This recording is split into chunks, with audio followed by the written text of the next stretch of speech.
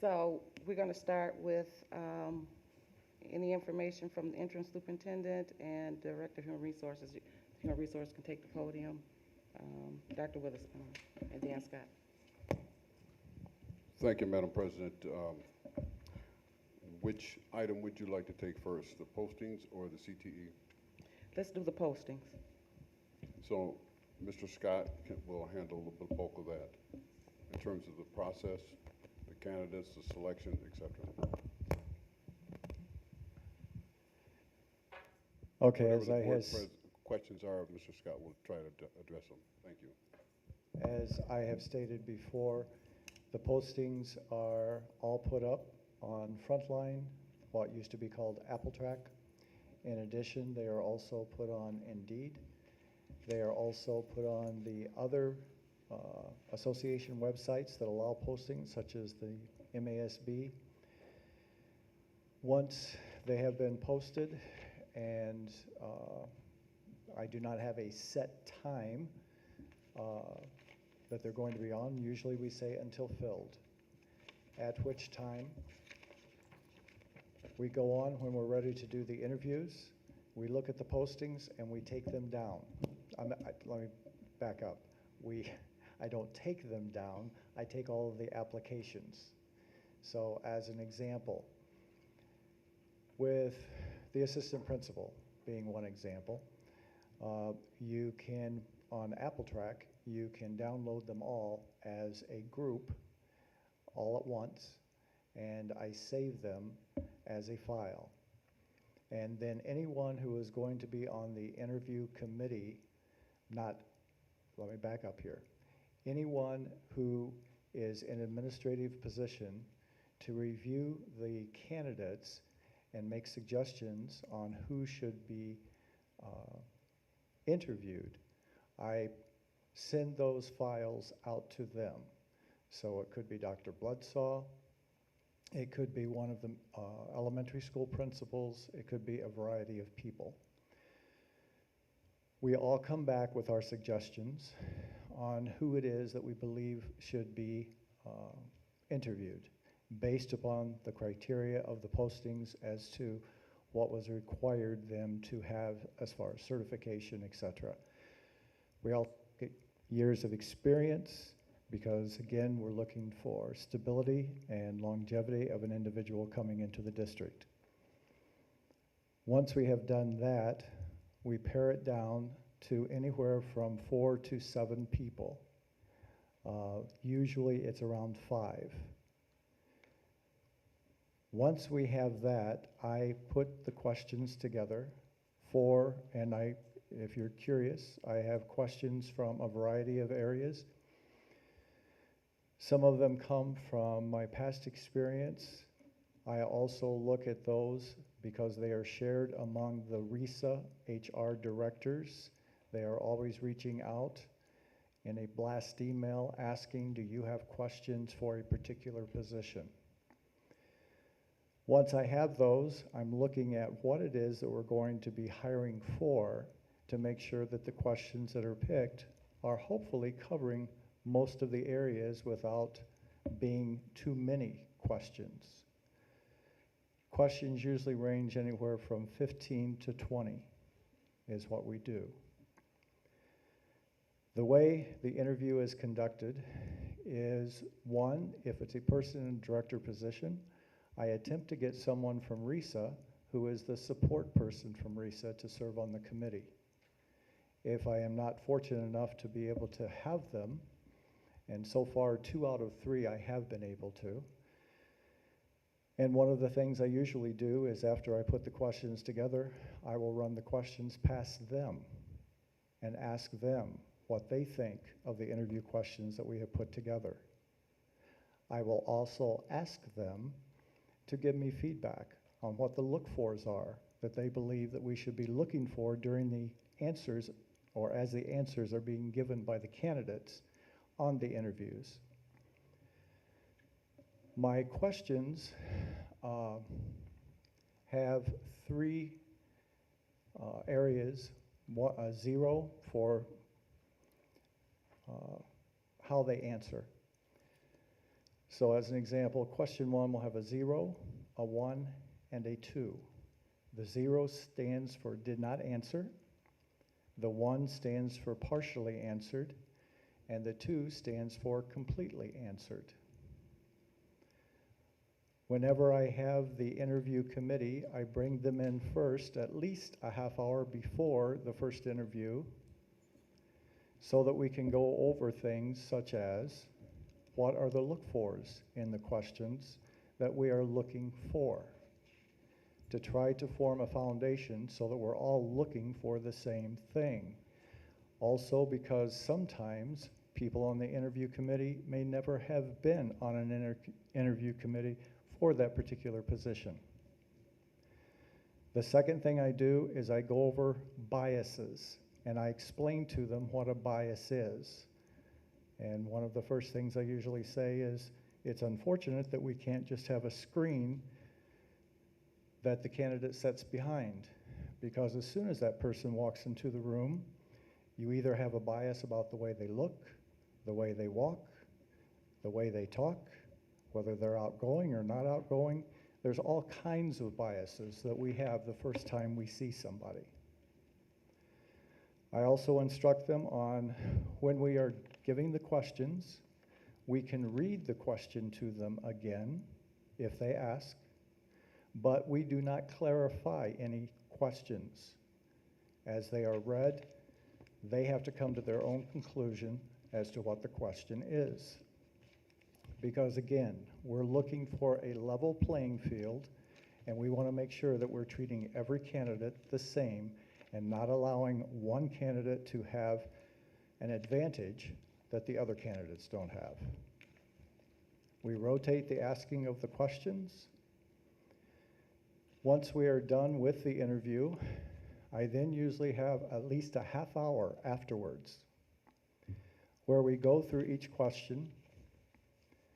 Usually, if I'm the one who is conducting the interview, I will read the question, I will give the answers that we take copious notes when we do this. I will go through the answers based upon what the look-fors were. And then I ask the other people, did you hear anything different, something you want to add? Because you may have heard something that maybe I didn't hear, or maybe I didn't write down. By the time we finish, and they all have an opportunity to give their input, we then rank the candidate based upon the 0, 1, 2 for each question. We add them up. Everyone gives me the scores.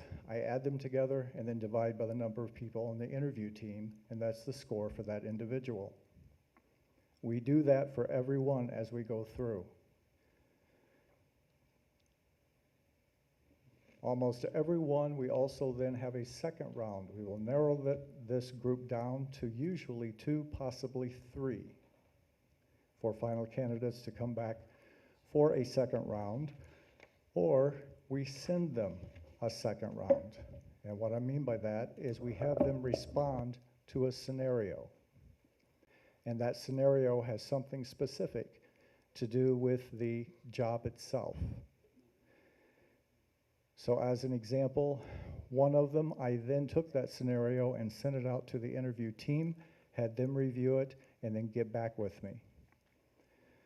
One of the things that I always attempt to do is to make sure that I respond to every person, every candidate, the day that we interview.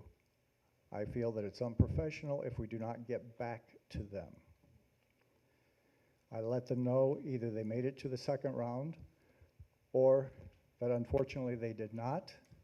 And then if I'm the one who sat in on the interview, I will also ask them if they want any feedback, because a lot of candidates like to have feedback on how they did or what they could improve upon. Following the second round, then the committee makes a decision as to who it is that they believe that we should offer the position to. At that point, I then make a job offer to number 1, because Usually the committee feels that either person qualifies, but they also will say that one they feel is a little bit better than the other. That's why they made it into round two. So I first reach out to the candidate that the committee says they want to offer it to, and I always ask the committee before I leave, would you be comfortable with either one, in case the first one doesn't? Or do you feel that we need to go through a whole interview again? I offer it to that individual. If they accept the offer, then I call the second individual and inform them that we have offered to another individual. They've accepted, but I thank them for their time and I wish them well. Do you have any questions on the process? Thank you for providing us with that information.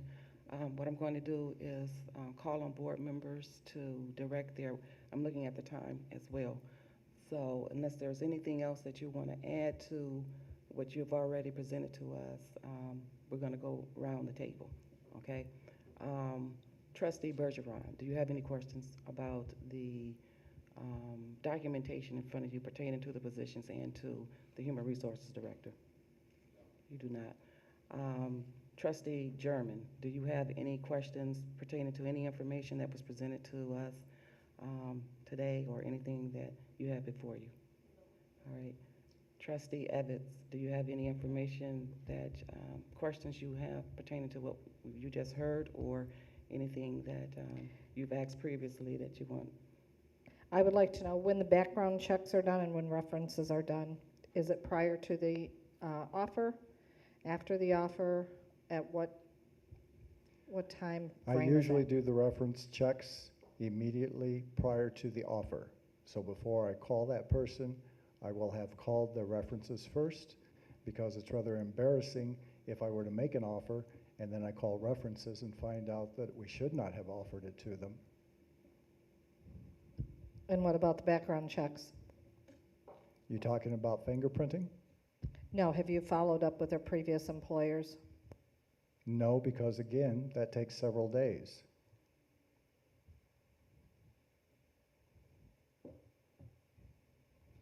Is there any additional questions? Trustee Evans.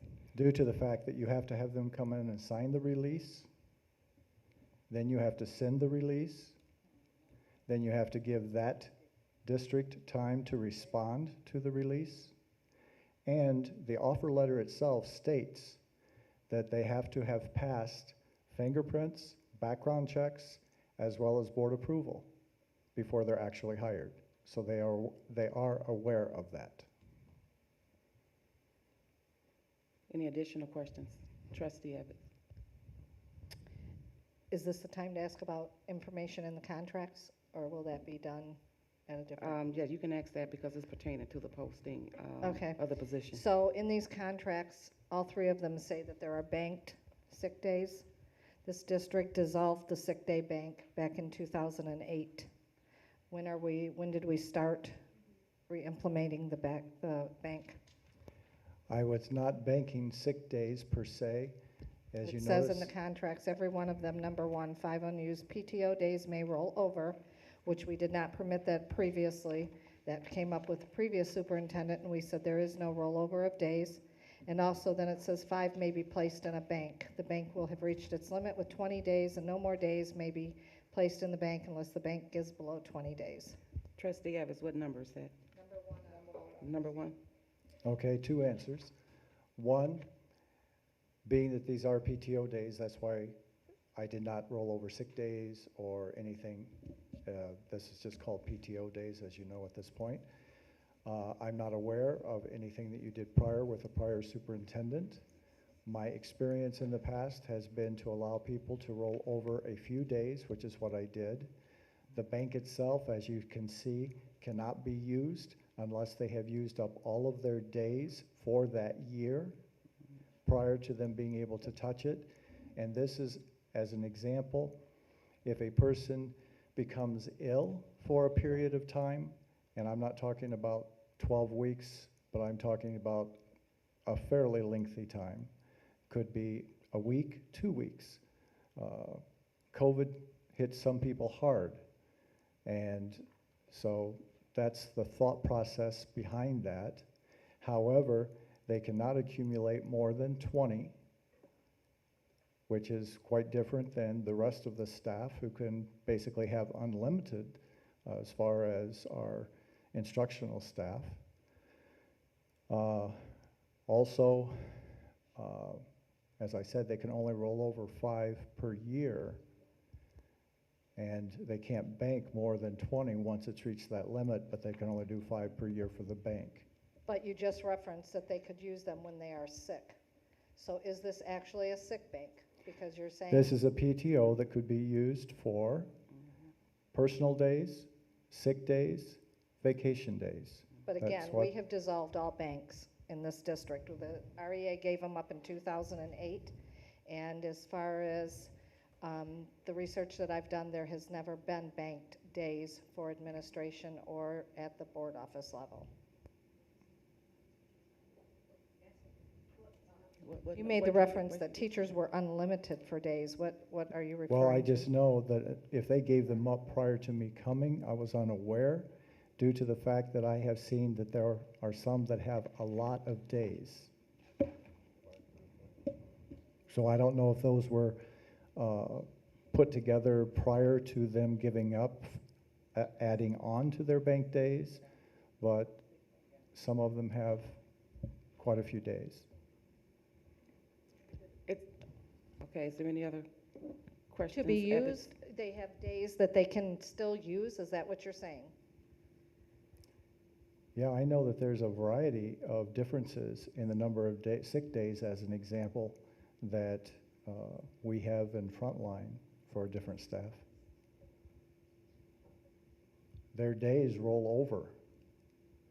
So in other words, if a person has 10 sick days at the end of this year, then we just add the 12 days that they get for the next year to the 10, and they get 22, it would be 22.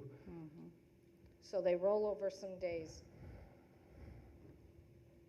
Okay, it was not explained to me like that with the REA, so. I'm just saying that that is what has happened in the past, and it's what continues to happen, and there is a variety as far as the number of days that people have. Thank you. Okay, thank you. The next person, if you have any questions for Mr. Scott, Secretary Powell, do you have any questions for? Yes, Mr. Scott, I didn't catch, you were talking about the number of days for directors, and then you said something about as compared to teachers who have unlimited. Teachers have unlimited what? I missed Well, that. it was my understanding, although if Trustee Evans is correct, and I'll check the contract again, but I was talking about unlimited as far as being able to bank sick Oh. days. Okay, so the banking of the sick days is one thing, and I know that, so if I understand correctly, we used to have sick days, personal days, holidays, and now it's just under the cover of PTO and holidays. Holidays are not part of PTO. Right, but I'm saying we used to have personal, sick, and holidays, but now we have PTO and holidays, correct? So sick and personal are now all PTO. Yes, that sick, correct? personal, and vacation days for administrators that are at the board level Okay, are PTO. PTO. So then to kind of expand on what Ms. Evans was saying, there's the bank, but what's different in this contract is that they can bank up to 20 days, but receive a payout of 50% of their bank days, and that I believe Only is the thing if that they was continued. retire, If they retire, yes, not if they resign. no. Okay, let me check the contract. Okay, Upon retirement. okay, so, And as you notice, there's also a limit to those. right, So they theoretically could have a number of days, but they can only get a payout for as many as, I believe it says 20. 20, and that makes sense, thank you for that. So back to, okay, so the process of selecting candidates, and thank you for going through the whole interview process and how candidates are selected and what happens after that. My question is, when there is a position posted, and the criteria is set of what we're looking for, if no one meets that criteria, are there interviews done anyway? Are we looking for, So far, I have not been in the situation where there was no interviews done because no one met the criteria. okay. My other question regarding interviews is,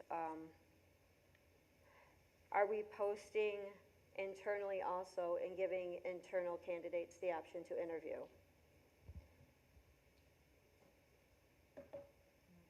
Well, I have not, if you're asking, is there a special time such as 2 weeks that is posted internally? No, I'm not doing that. I'm posting for everyone at the same time. And if an internal candidate approaches me, I usually tell them, give me your resume as opposed to going through the whole application process, but not everyone has done that. A lot of them have gone through the application process. Okay, so in the positions that we have before us today, did we have internal candidates apply for each of them? I see, well, one of them is currently an internal candidate. Did we have internal candidates apply for all of them? Or were there some? And I ask because I I'm know that trying we've to- had a lot of stipends that we're paying out and people doing the work. Understood. So I'm wondering if they I'm applied. trying to recall how many were internal. We had one that was interviewed for special services. We have 2 that were interviewed for the director of athletics. Actually, that's all the internal candidates that applied. We had,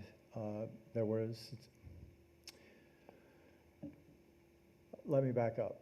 There was one internal candidate that applied for athletics that didn't meet the qualifications, as well as applied for the community outreach, didn't meet the qualifications.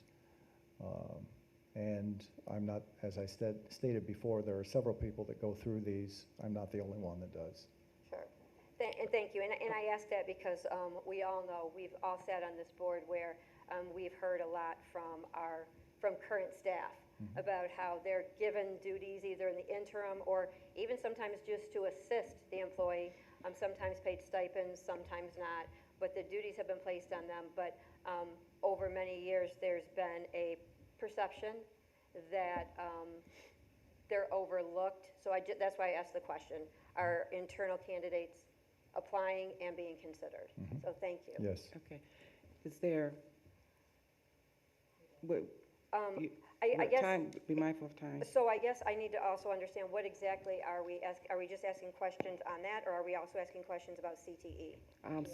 We haven't gotten to CTE. We're on the Okay. position, the So we're only posting, talking and about so- this process that Mr. Yes, Scott just yeah, explained. okay. I'm finished then. And so also I want members to be mindful of the time also. Next is Madam Treasurer. Terrell, do you have any questions pertaining to the posting?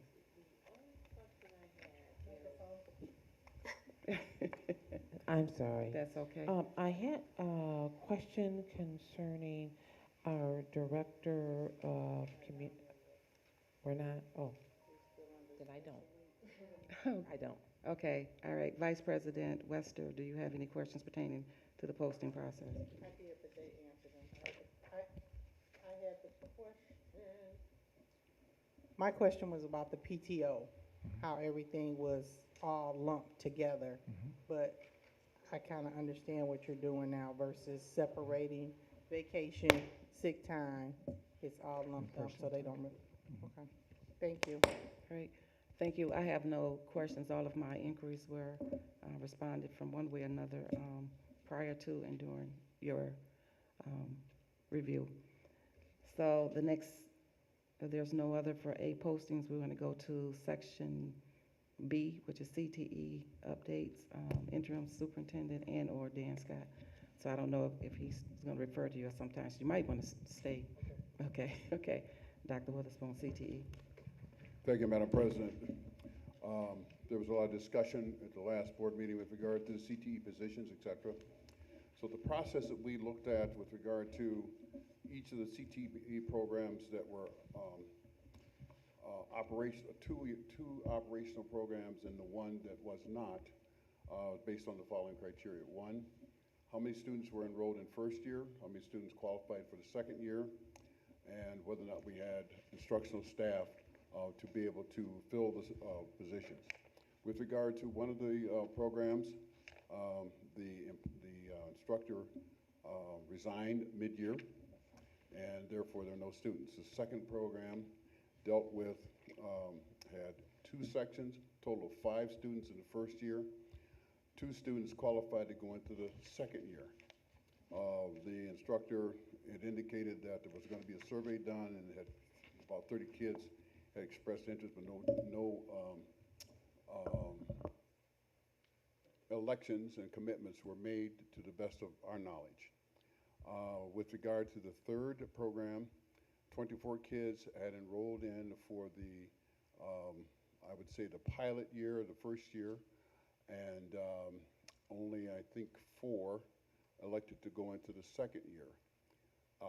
In each of the 2 programs, the certification is divided over a 4-year period, so you must be enrolled for 4 years in order to get your certification. And for the program that had 5 students for the first year, 2 for the second year, that instructor had 2 sections, and each section, if I recall correctly, requires a minimum of a 2-hour period for instruction. So it was determined not to be cost effective to maintain that program, and it was in an area that is not deemed to be of high priority as far as the state's recognition of that program. So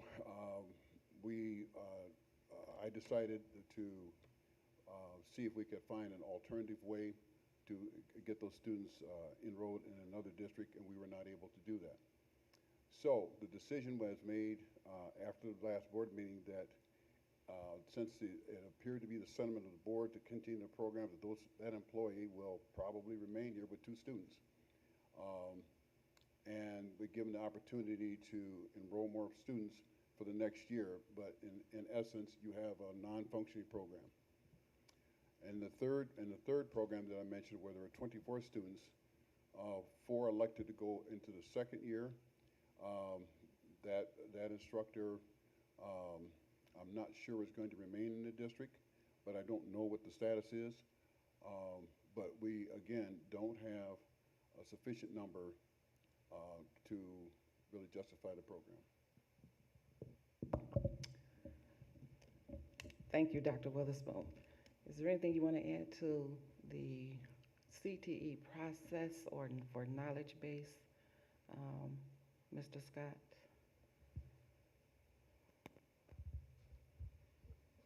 No? Okay, thank you. All right, I'm going to do a robin roundtable. Anyone who has any inquiries pertaining to CTE, I'll start with Trustee Bergeron. And be mindful of the time. Do you have any questions pertaining to CTE? All right. Trustee German. Yeah. The only thing that I can say from my standpoint, everything I read about what's going on in education and that, every school district, teachers are quitting like crazy, you know, and if we are waiting, you know, on the 15th of August, we don't have our full staff yet. We don't have our full staff ready, you know, there's a problem. There's a problem there. And I can't put my finger on it. I wish I could, you know, to make everybody have confidence in the administration, or as the administration have confidence in the board, the community has confidence in the board. You know, I don't understand it, and I wish that we could get this stuff together so that we can run the schools and not worry about, you know, contracts and things of that nature. You know, I just, you know, my little silly self went through this contract right here, and I'm thinking, Why are we only offering $125 a month for somebody not to take Blue Cross when it's costing us $1,000? Why aren't we offering them 400? You know, 500, a substantial amount to save us money. And they would do it, you know, at $125, if that was offered to me, I'd take the insurance just because, you know, where you're getting $1,000 benefit. So anyway, I'm just saying. Well, thank you very much for your So, comments. anyway, thank And- you. And sometimes, when it comes to healthcare benefits, it depends on the personal need, and they make their jurisdiction when you have whatever. But anyway, Trustee German, do you have anything pertaining to CTE? Oh, sorry.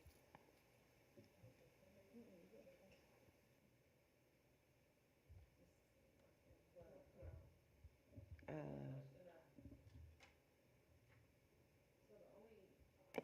It's not really a question, but it Mhm. is kind of a concern, considering that the young lady who came in and spoke highly about the cosmetology program and the work that they were doing to recruit the students. Are we saying that there is no students at this time enrolled in the program? From what I'm understanding, and I stand to be corrected, that there were interests. See, there's a difference between interest versus actually enrolled. Yes.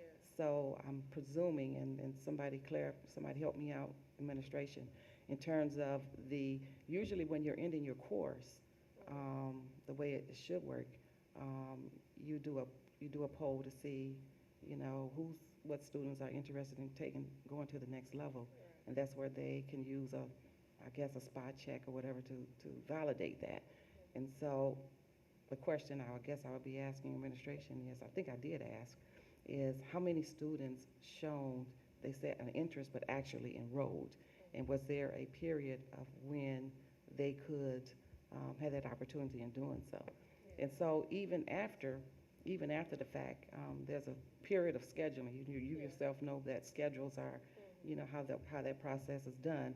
I know in higher education, there's an opportunity after the fact for people who change their minds or whatever, and so would that work? So I don't know the dynamics of that, but so for administration, I guess they can answer that if there's other opportunities for, you know, those who change their minds, if their schedule permits them to be able to. But as it stands right now, the numbers they're saying is what shows an actual, you know, beyond the interest to actual enrolled. Is that correct, Dr. Witherspoon? It is correct, but the teachers are going to be retained simply because of the discussion around the board table. Okay. Well, how are they retained? How would they be retained if they don't have the FTEs to support the program? And I hear what you're saying. The guidelines for CTE, I stand to be corrected. There's a class limit, correct? Doc? Actually, I think you're talking about cosmetology, correct? Okay. Yes. So what I found out from one of our counselors this past Friday is that cosmetology is not recognized by the state as a CTE program here in Romulus due to the fact that the state is no longer giving PSN numbers, which is what you get, which means that due to the fact that it's not a recognized CTE program, you cannot use Perkins funds to do anything in that program. Everything has to come out of general fund. Consequently, because of that, when I called back the instructor and told her that she would be staying this year, she informed me that and this was Friday evening, Okay. she informed me that there were interests. Don't know about enrollment yet because enrollments have not been finished. She said she had 77 students who were interested. She was changing the program to be only 1-hour classes instead of 3-hour as they have been the last 3 years. And therefore she thinks that she's going to be able to enroll more students into the program.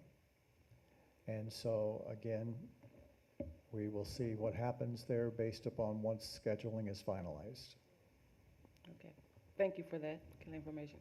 Do you have any additional questions, trustee?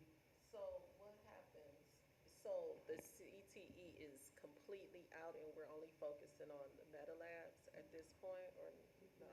Mm, So No. CTE will still exist? Yes. Okay, great, okay. Dan Scott? I was just going to say all three at this point, which means I need to post for a teacher for seat for the health OC, because right now, and it's a licensed nurse, which is very difficult usually to get. And that's why I had made the suggestion that we partner with our health OC, with Wayne Westland, that we have the agreement with, so that our students actually have the advantage. I don't know that you know this or not, but this past year, when she left, due to the fact that Governor Whitmer had signed an agreement, or I should say, signed, Mr. Scott, we want to caution you for mentioning names, I'm sorry, our governor okay? made a change in who could teach. And what she said is any employee that was currently employed in a district could be a sub in a class. Therefore, you had a tech person who was in Health OC, who is, I think, about 3 years out of high school, who was teaching Health OC for the rest of the year to your students.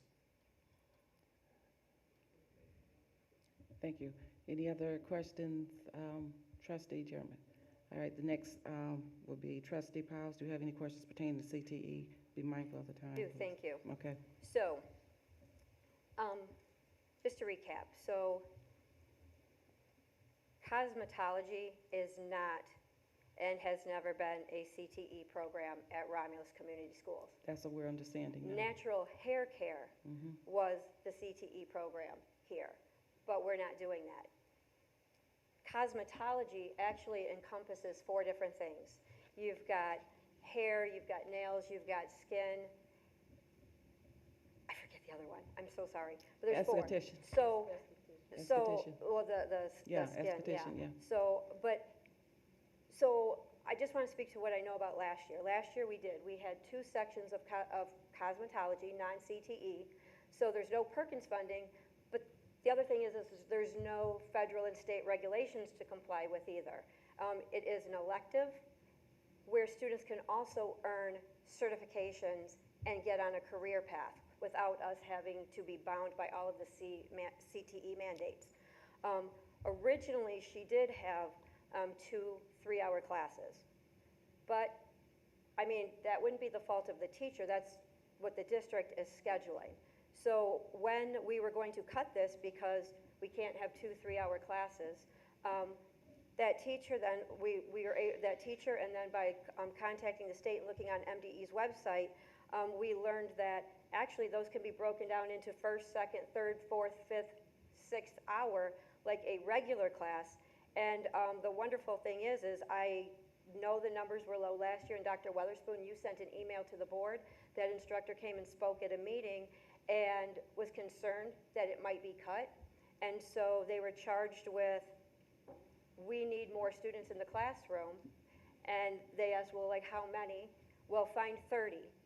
And so this teacher, which kudos to Ms. Nolan, created boards that were over at the high school during lunch hour, and she went table to table telling students about the program that they did not previously know about. And there was excitement, and there was all of a sudden a list of 53 new students interested, yes, but again, students don't register themselves, so they expressed interest, they gave their contact information, and then we register students. But in addition to that, there were 24 that were already registered for this coming school year. According to the counselors, there were 24 registered, but then they were told, take them all out. So currently, there may not be any registered, but we know that we have, actually for this particular program right now, those numbers are higher than student interest in any other program. So I do want to make sure that we realize that, because we're here to serve our students and help them. Perkins funding, yeah, we can't charge salary to Perkins funding, but we only receive approximately 1 to 120,000 of Perkins funds per year. So there's no way that Perkins will cover all CTE salaries and all of that, even if this was CTE. So don't be deterred by that. My questions regarding this are, so we're keeping cosmetology. Are we, I'm not understanding, are we keeping culinary arts? We are keeping that. Good. And then as far as the health occupation, Dr. Weatherspoon, you said that the instructor quit mid-year, so all the students were taken out of that. So I guess my question would be, when an instructor quit, why did we not post for another health occupations instructor? Why is that not currently posted? And if there's somebody 3 years out of school subbing again, that's on us because we place adults in classrooms. Students don't, they don't place themselves. So my question would be, when there's an opening in any area, whether it is CTE or one of our courses or one of our electives, what are we doing the moment we're aware of a vacancy? How are we getting it filled with the best person for our students? If that's a question you're looking to me to answer, I'm saying that usually we post them. But due to the fact that we were discussing this in the low count this year, it was thought that we probably would not be having the program due to the fact that it's very, very difficult to get certified instructors or CTE instructors that have the credentials to be able to continue to run a CTE program. So that's why it hadn't been posted. Okay. And my other question is, I know that we've talked about META and CTE. CTE courses offer different benefits for our students. As far as META, which is also going to be highly beneficial for our students, my question is, with the META labs, which of our META labs meet the state requirements for course credit? Because I know I'd sent this in an email, and we were told that this will help our students, those who don't learn in the traditional class settings. So which of our META labs can be taken by students who are struggling with math or science or any subject, and they can take this and gain the credits? If you're looking at me, that's a curriculum question. I don't have the answer for you. Does anybody at the table have that? Dr. Witherspoon, can you respond to that? We are having that portion of the META contract reviewed by Dr. Krantz to make certain that there is alignment in terms of what's being in the core curriculum as well as what we're doing with the elected part. If what I'm stating is not correct, I'm sure I would be corrected. But to the best of my knowledge, we are in alignment with what the requirements are for electives. These are not core, META lab courses are not core classes, they're electives. So our students who take META are taking them as an elective? Yes. And they're not going to earn any course credit? No. I mean, only an elective credit? No, as an elective class, yes, but not as a core class. Not like chemistry or algebra or anything like that. That's not what META was doing. META is a supplemental program, not a supplanting program. Okay, so my question now is this. For META, we brought META to help and support especially the students who are most at risk of not graduating and have different learning styles. So if this is only, if META labs are only an elective and they cannot earn course credit, like toward graduation for it, our students that are behind in credits will be the ones that have the least opportunity to take advantage of META because they need to fill their hours 1 through 6 with core content classes that earn them credits for graduation. So I guess I know we were told this is not a program, this is a system, and this is going to help our kids graduate, but if they cannot earn credits toward graduation in core content areas, this is a lot of money to pay for electives. How can we make it so that we can also offer credit? Has anyone petitioned the state for that? No, I can't answer the specific question about how, why we can't make it as count for credits, simply because that was not the intent. But you do raise a very, very critical question, and that is, in this district, students have been passed who have never been at grade level, and they need that extra help to close the gap to the extent possible. That's been a subject of intense discussion. So, what the district has been confronted with is how many students that you graduate are actually at grade level reading when they graduate from here. Or if they find that they're 5, 6, or 10 credits shy when they hit the 10th or 11th grade and they can never make it up, how did they get there in the first place? And that was one of the questions why we're trying to address it through supplemental things, so we can close that gap as quickly as possible and have those kids be able to meet those children where they are as far as their learning is concerned, so they can pass those core classes and earn that credit. Unfortunately, kids who are in 11th grade who are behind probably won't benefit that much from META because they can't close the gap that fast. And within the last year, I've had discussions with the principal saying, why didn't these children who are in need of more than 4 credits to graduate, how did they get to the 11th grade? That's what's at the heart of this. That's why the program was recommended to you to close that gap. And we're now reaching back into and looking at both the curriculum in the high school and in middle school to make certain that we have the right stuff in front of these kids, and we're changing what we're doing and the training given to those teachers. So your question is right on. Because if we use the traditional approach, we cannot close the gap, let's say for a 6th grader who's reading at the 3rd grade, and if we do an exceptionally good job at training those kids, 1.5 year gain per year will not get them at grade level by the time they graduate. So you're spot on with that question. So But that's then- where the district is. Okay, so this will help our students get on grade level, but it's not going to help our high schoolers earn credits toward graduation. Not at this Not moment. at this moment. Okay, and No. Let's they'll be back able up. to- It earns credits for graduation as an as an elective, Elective. but not in So lieu be careful of- how you say that, Right. because then people's going to hear that you Right, don't get any right. credit. I mean, That's correct. core content. So, and so my other question about this will be, okay, since we were told that the instructors will be teaching full-time, so they'll teach 1st, 2nd, 3rd, 4th, 5th, and then have a prep hour. If each lab is going to run five hours per day, every day of the week, what is our goal class size for that?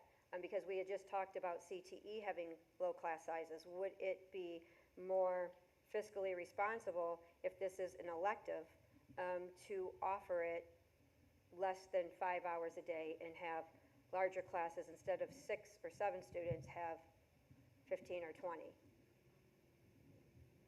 I think that's a hypothetical question because I can't answer it right now because we don't know what the enrollment's going to be and whatever. But I don't believe that the class size is going to be an issue because of the interest that's been expressed by the students. I would anticipate you'll have a minimum of 20 kids per section per hour, a minimum. Now, do I have a scientific survey? No, I do not. So like band students would never be able to, A what? our band students would never be able to experience META because during the time that they can choose an elective, if they choose band, they don't have another opening for META because the other 5 hours of their day have core content. Is it, That's a scheduling problem that I Okay. can't address right here. All right, thank you, Trustee Piles. Trustee Evans, are there any questions pertaining to CTE? I don't have any questions, but I do want to know so we're saying that students really don't know what's available to them. How are we marketing CTE? How are we marketing META? How are we marketing the sports that we have? Because that's what I see. No, that students do not know. Our scholars should know from the moment they're given a piece of paper, this is what you have available. don't just walk into the counselor's office and say, geez, I think I might want to take this. How about a list? How about a list of what it's sent home to the parents, to every student that we have, from elementary through graduation? What programs do we offer in this district? Because I have yet to see anything that is sent to my house. I see a lot of it in the surrounding, from the surrounding areas. What are we doing to tell our students, to tell our scholars, to tell our families, this is what Romulus has to offer? Because let me tell you, the Eagle's Nest used to be a place to celebrate, a place to go for lunch. You used to have to make reservations, but nobody knows it's there anymore. Nobody knows that they should be able to come and get their hair cut in cosmetology after the students have reached a certain level.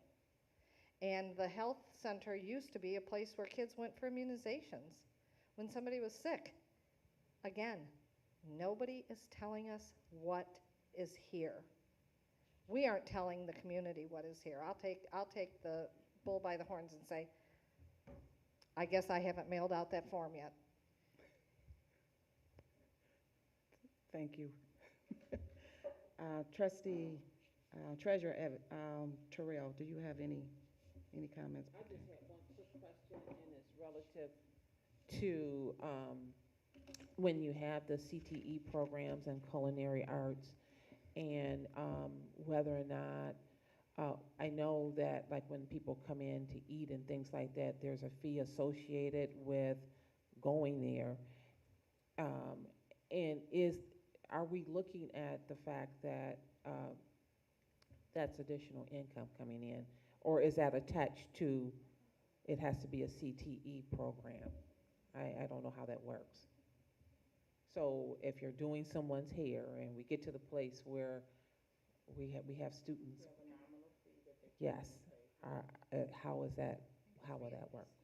It rolls over into the program from and I stand to be corrected, but from my recollection, I know that the proceedings from that rolled over to support the program was self-sufficient, and it was supposed to be self-sufficient, I think, when we had our So that's meetings. my question. Yeah. So there's an opportunity Yeah. for the program to Yeah. actually fund itself. Yes, it'll fund itself, correct. That's what I want. That's what I've understood. Is there, so Vice President, do you have anything for CT, pertaining to CT? Yes. Okay, thank you. CT program is normally a 2-year program that they do junior and senior years, not a 4-year. And when we're talking about credits for the core classes, what I remember from when my daughter was in there, that senior year, your culinary arts and health OC was able to get math credit in the senior year. So there are some ways when we fund this right and get it going right with a CTE coordinator to be over it, that we can get those credits that our students desperately need. And the main thing is, someone asked a question about why didn't we post a position when our health OC person left. Regardless what the conversation was about the next year, we should have posted a position so we would have had a qualified person teaching our kids. And not to say that a 21-year-old can't if he or she has credit hours, because I remember being a substitute teacher. I was not a certified teacher, but I had a degree, and a letter was sent home to the parents stating that there was a non-certified person in the classroom but holds this type of degree to be able to maintain that those children were getting what they were getting.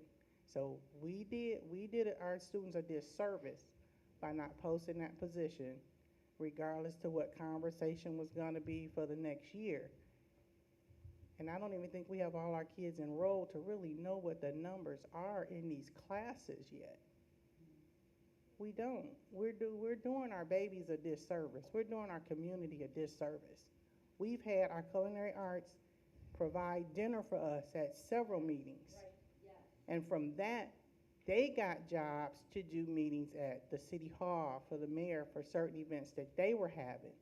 And That's a revenue for them to help to build up that program. And if we could get that Eagles Nest, we're investing money here, there, and everywhere. We take some of that money and reinvest in our Eagles Nest and fix the things that are needed in there. We can have community lunches where they can say, this is what we're serving this week. Like when we were at Harper Woods, they showed that. Every week they had something different. You put your order in, you came in between 11 and 1 and picked up what you needed to pick up. And like you say, those funds are helping to regenerate that program and teaching our students the entrepreneurship, how to service people. Customer service is what we need, how to take care of your community. We need to focus on what's good for our community and our kids. Thank you, Vice President. And I'm going to be very brief because I'm looking at the time here.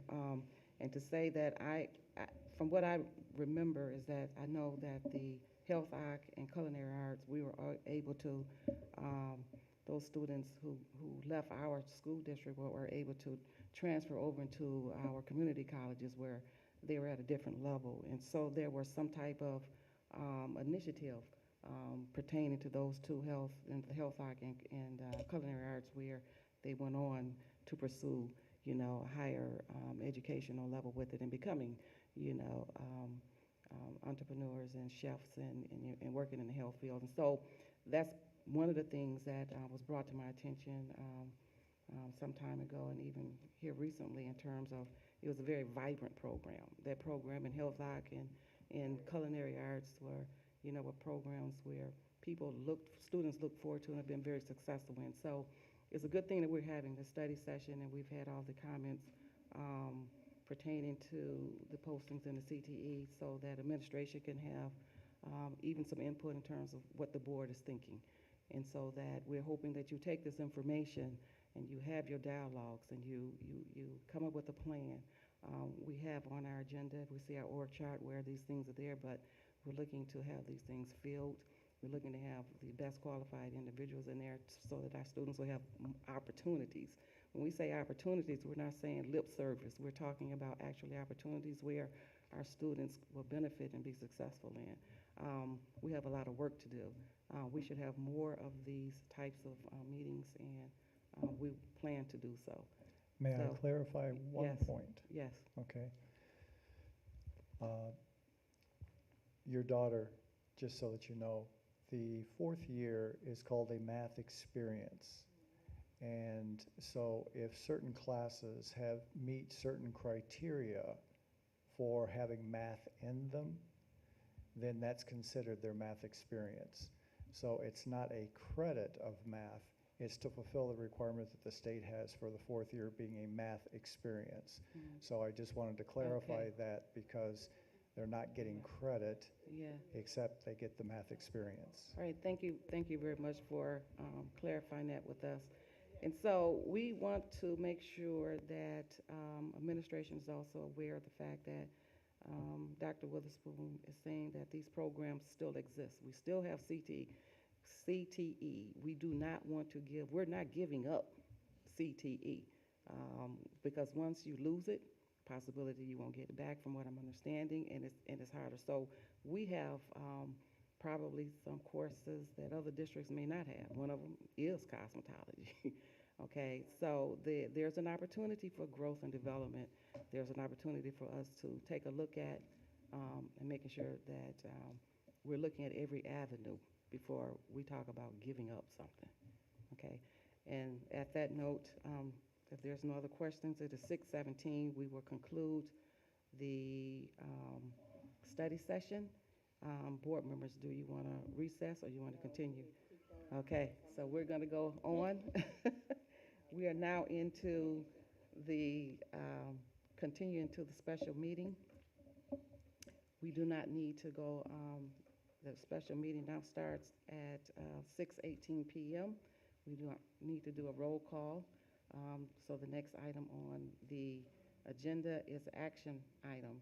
Any board member, so move the recommended motion. Any board member can read the motion pertaining to the Director of Community Outreach and Special Services.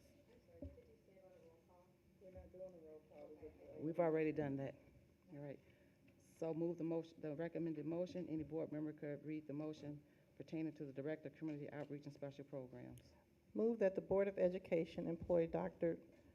Jenadiah Gardner as the Director of Community Outreach and Special Programs for Romulus Community Schools with a start date effective August 22nd, 2022. And budget implications is general fund. Is there a second? Support. It has been moved by Vice President Wester, support by Trustee Bergeron. Any discussion?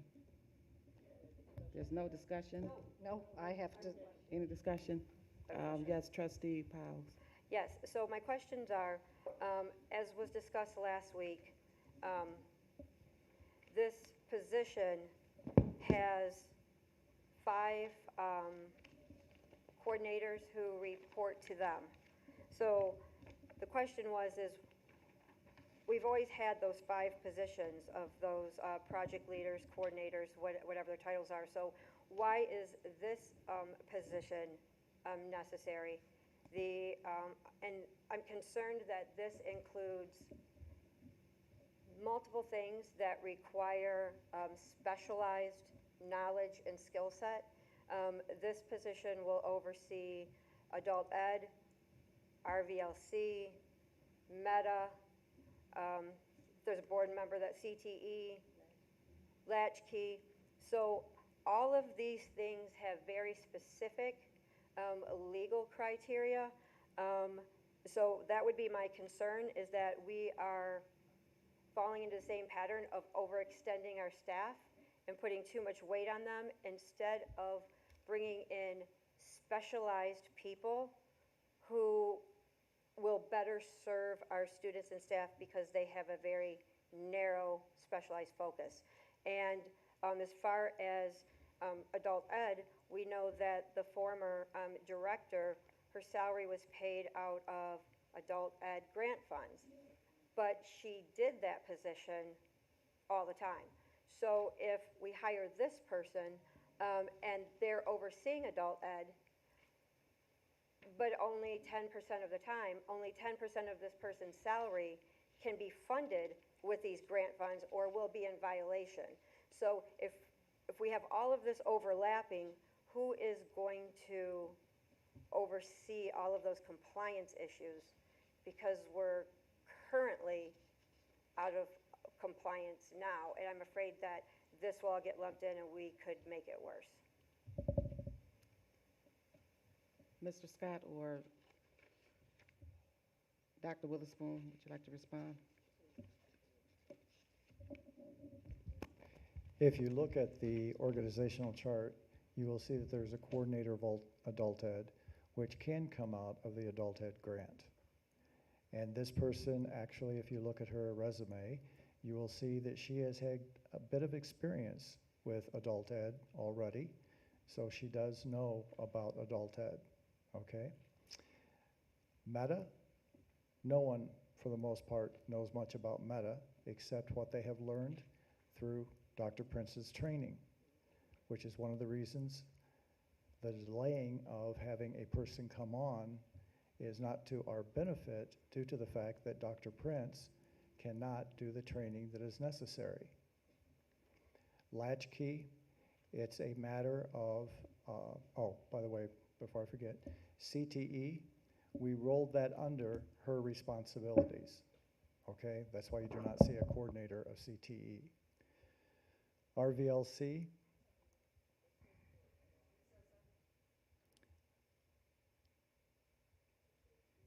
I updated it and gave it to President Kennard, but I thought that, I'm sorry. I am sorry that it was not Yeah. updated in your board packet. Yeah. Probably Paula didn't realize that when she handed it out. That's, Oh. I don't know, Paula. So is it, CTE has been removed and is going to be part of the job responsibilities directly for the person who is doing community outreach, okay. okay? So CT is going to be a responsibility of the Director of Community Outreach and Yes. Special Programs? so we're not going to have a CTE coordinator? No, it is the responsibility under the Director. She would be responsible for attending the monthly CTE meetings, making sure that the reporting was done with the state, and all of those things having to do with CTE. There are surveys that need to be taken in the fall from last year's completers that would be under her purview. So thank you for that information, Mr. Scott. Again, I'm going to come back to, it would fall under her and we won't have a CTE coordinator, but she's overseeing 5 areas. I think if CTE you call requires more than, RVLC, and the second one is Adult Ed Coordinator, and the third one is Latchkey, and RVLC, adult ed. Curriculum director on this organizational chart. excuse me? RVLC is under the curriculum director on this organizational chart. That's correct. Okay. Mm-hmm. So RVLC, It's okay. under the curriculum director. So Because my- it has to do okay. with curriculum and the education of the students who are in RVLC. Okay, so RVLC and adult ed always fell under the same umbrella because the RVLC track is different than the K-12 general education track, which is different and is also different from the virtual academy track. So RVLC is not the same as K-12 curriculum, and it is not the same as our virtual academy. It is very different. It's credit recovery. It's not, it's credit recovery, not the high quality instructional teaching of classroom. And there are different standards required. That's why RVLC graduations are not combined with our high school graduation. There's I think separate you're criteria. talking about alternative ed, I think is what you're talking RVLC is about. alternative ed. Okay, well, I know the way it has been looked at Central Office is that RVLC is K-12, Okay, so, and it's the virtual learning So- center, and that the adult ed person and the alternative ed will be together. okay, so this is, and board, I apologize, I know people want to get out, but this is important. This is where we're going to get caught up and have major compliance issues. RVLC is alternative ed, and it can be done remotely or in person. Through Edgenuity, it is credit recovery. It has a set of standards and requirements that must be met to be in compliance. Virtual K-12 learning is not alternative, and if we are listing it as such, if we are placing those students on the same track, we're going to have kids not graduating, and it's not going to be their fault because they're not counted as the same. Virtual K-12 is the equivalent of in-person K-12. Neither of those are alternative, only RVLC. And next year for RVLC, we are going to be audited on what we do this year for RVLC. The good news is we know, so we can do it right. The bad news is the stuff that's presented to us tonight doesn't reflect that accurate information, and that's concerning. So if we're hiring people to do these duties, but as a district, we're not understanding the compliance issues and what those duties are, we don't want to go through that non-compliance issue again.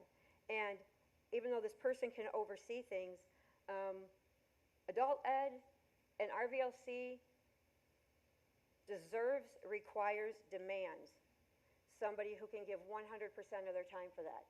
That program has grown exponentially because we protected it that way.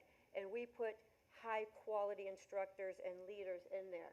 And we have students who come, that is one area where Romulus Community Schools is not only marketable, but we are pioneers. Students come from all around to attend our adult ed, RVLC, because we offer the in-person component that other districts don't. But if we are going into this year calling virtual K-12 RVLC, they are two very, very different things. And I'll end with this because, just let the board know, we received in central office and I was on an email from one of our adult ed workers talking about frustration, talking about how hard they're working, talking about they are the only department, when they lost a director, they were not given an interim. And now they're here, there's reports that need to be done by September 17th. They're normally done by August 17th. They haven't been able to do, and they are pleading with us. Give us somebody who only focuses on us. We don't want to overextend any staff, but we must be mindful if we do this and overextend it here, we are compromising yet another program. Which again is why we want to hire this position, so that they can also hire the coordinator who would be over the adult ed. That's what we've been attempting to do for some time. And yes, I probably misspoke about RVLC as opposed to K-12 virtual, because K-12 virtual is what Chris Parker is over, and that's K-12. And RVLC, thank you, Ms. Piles, I believe you are correct in that RVLC actually has a different state ID code for alternative ed. And yes, that is using Edgenuity. Some of the K-12 has also been using Edgenuity, which you may know, or maybe you don't know, I'm not sure. But there was talk by Renee before she left about moving students from the high school roles into alternative ed, not adult ed, but alternative ed, which is being discussed but has not been carried out yet at this point. Because when I first came, I was told that there were students who wanted to be identified as Romulus high school students and wanted to maintain 22 credits instead of going into alternative ed where they only had to take 18. So I do remember that discussion. Okay. Thank you. Is there any other questions pertaining to? I any just other- have one Dr. small- Witherspoon, did you want to make a, okay, Trustee Evans. I just have a comment. So we're taking positions from a director position for adult ed and for RVLC, taking directors and making them coordinators with the same responsibilities.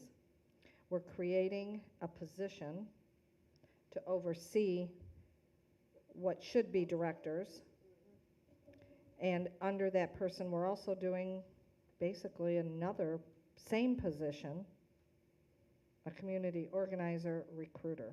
And to be honest with you, and I'm sorry, board, but in reality, these type of discussions should be done at a board retreat so that we can set goals for the district, so that we know where we're headed, and it should be done by the board and not a consultant. And that's where I'm at with this. We are creating positions.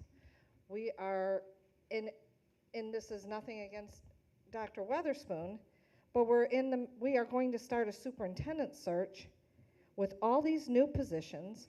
This one position is going to cost us over $1 million for the support staff. That was established last Monday. And I really have a hard time with creating new positions for a new superintendent to walk in and say, do I really need this?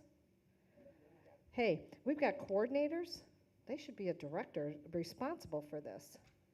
Our early childhood development used to be, if that's RECC, that used to be a standalone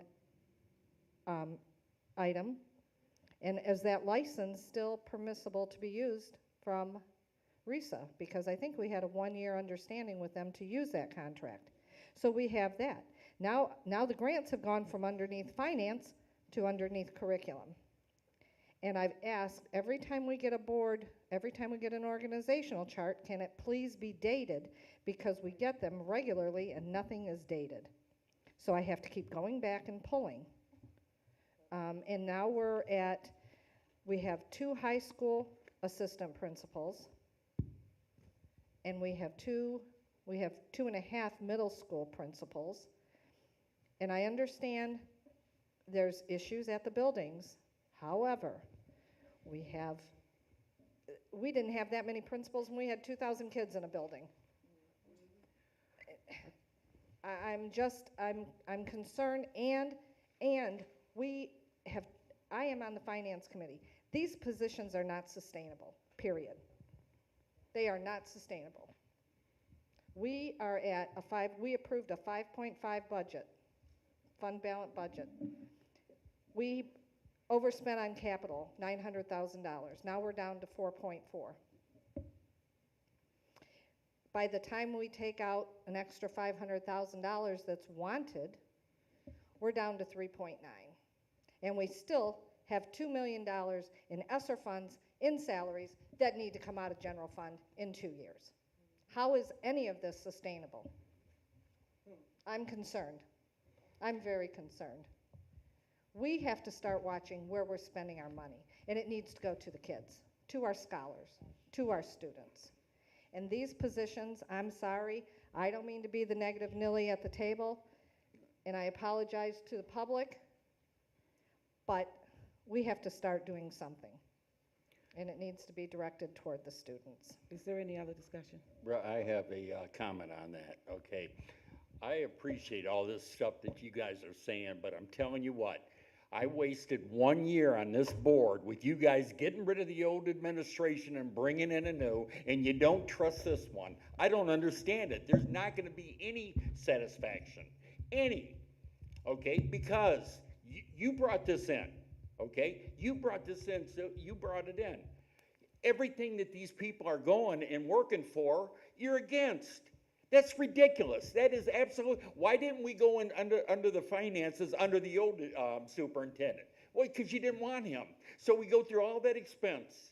And that's what I'm talking about. That's where you're wasting money, the expense. How much money extra money did we spend on lawyers? How many on accountants? Where's this, what do you call that guy from Traverse City? The accountant? What about him? All the money that we paid him, I haven't even seen him over here. I haven't seen one written report from him. And you're worried about money? These are people you hired. And you don't trust them. I'm sorry. I didn't say I didn't trust anyone. Okay, so, point of order. Okay, thank you, trustee Bergeron. If there's any Madam other discussion, President. I'm sorry, I would like to say this, because this comes back to what we've been asking for. And I've always said, it's not about trust or lack of trust, and it should never be. Trust is verifiable, meaning anytime we are presented with a recommended motion, there should also be supporting financial documentation that shows the cost analysis, the sustainability, and the source of the funding. And we have asked for that. We were asking for it a year ago. We're asking for it now. It's not about who we trust, who we don't trust. The beauty of it is we don't have to trust anyone. Trust is verifiable. Give us the documentation as board members so we know we are making sound decisions, and we see ESSER funds are going to end next September. These are recurring expenses. We currently have $3 million of our current staff salaries in ESSER. The bottom's going to fall out. Just show us the documentation that says, no, we can afford this. Let me make a comment. I think, and Dr. Witherspoon, you can jump in on this. I believe we had our finance director who came before the board and said that we can amend the budget. These items were not in the budget at the time that the budget was developed, but with the amendment, the funding was there. Correct me if I'm not correct. Dr. Witherspoon. You're correct, Madam President. So the funding is there. It's not in the budget when the budget was developed, but the budget can be amended after, I think it's enrollment and head count, whatever they do the amendment. There's a timetable for that. We were told in finance Okay. meeting, Ms. President. All right, so, yeah. All I want to say is that, you know what, this keeps on going. Well, we don't have this, we don't have this documentation, we don't have that documentation. You know, I thought that's why we hired professionals and brought them in to give us the guidance, okay? Now, all of a sudden, you're telling me that you two are the guidance, you know, in all due respect. You're the guidance, and these other people are just your puppets. And that's what it looks like to the public, I'm telling you. I'm telling you. That is exactly what it looks like, and I'm telling you that this school district is gonna go back 10 feet if we don't pass these, positions and get people working in this district. You know what? I'm over Dr. Ben, okay? I'm over that, but you know what? I see us just spending and spending and spending. This school district is not going anywhere with all this micromanaging of a school board of a group of administrators. So anyway. Thank you. If there's any discussion on this, Madam Secretary, roll call vote for action item, hired the Director of Community Outreach and Special Services. Did you, Just to be clear, Roll this was call moved vote, by please. Wester, supported by Bergeron, is that correct? yes, motion by Vice President Wester, second by Trustee Bergeron. Right. Piles, no. Bergeron? Yes. Evans? No. Wester? No. German? Terrell? Yes. Kennard? Yes. Motion carries.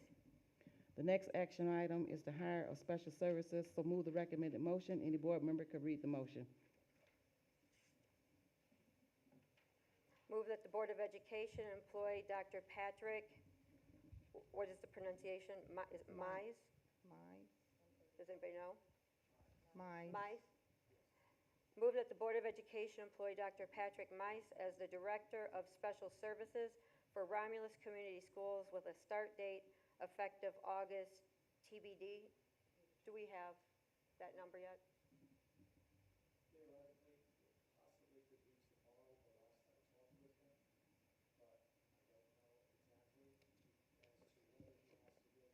Okay. Okay. Okay, so there's the contract date. Effective 8/29, according to the contract, August 29th, 2022. And the budget implications of this are a contract in the value of $135,000 annually. General fund, and Support. is this a 2-year contract? We don't have these Yes, contracts. it says 2 Oh, it years. is 2-year, okay. I didn't have that in the motion, 2 years. Support. Motion made by Secretary Powell, support by Vice President Wester. Any discussion? If there's no discussion, Madam Secretary, roll call vote. Bergeron? Yes. German? Piles, no. Terrell? Yes. Wester? Yes. Evans? No. Kennard? Yes. Motion carries. Motion carries. The next action item is the Director of K-12 Athletics, so move the recommended motion. Any board member could read the motion. Move that the Board of Education employ Darren Keskes, Director of District K-12 Athletics for Romulus Community Schools with a start date effective August 10th, 2022. Is there, Budget implications is general fund and salary is $90,000. is there support? Support. Motion made by Vice President Wester, support by Secretary Powell. Any discussion? I have a question. Vice President Wester read with the effective start date of August 10th, and on the exhibits that are Yeah. attached, Sorry, it has it says a 29th. contract of August 29th. So is this going to be a start date of August 29th? What's on the contract? Yes, Yes. the 29th. Any other discussion? I have a question, which I Yes. should have asked on the other two. This states in the motion that these are RAZA contracts. We can, I sent an email asking that. Every motion says RAZA. They should not be. I just typed,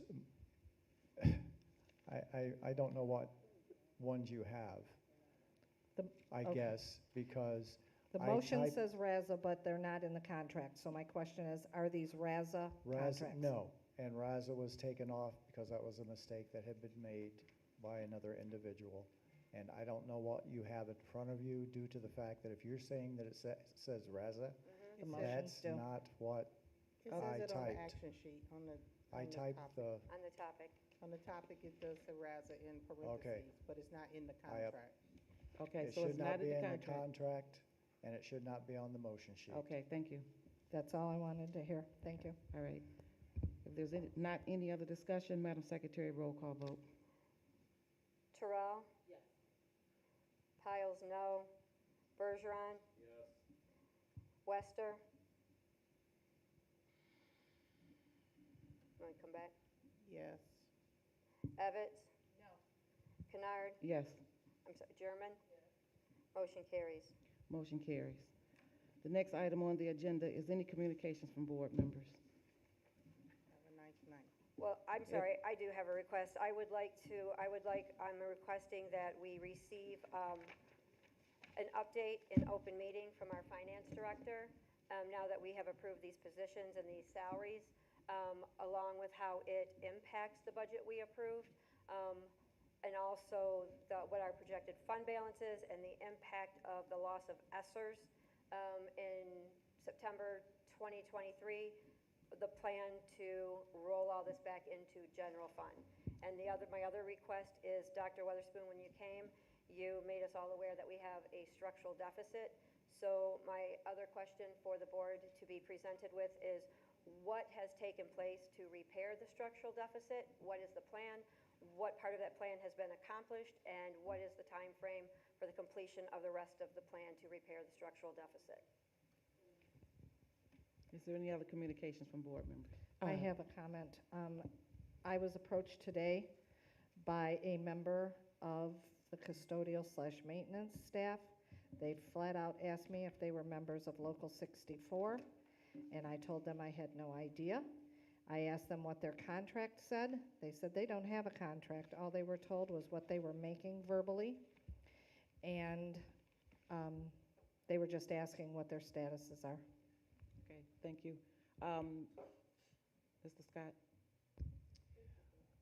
I had met with the president of Local 64. We then had a virtual meeting with the, what do you call him? Council 25 rep. And I pointed out to him that these individuals have come back and that we need to negotiate the contract. And I'm waiting for him. Thank you. Thank you for that update.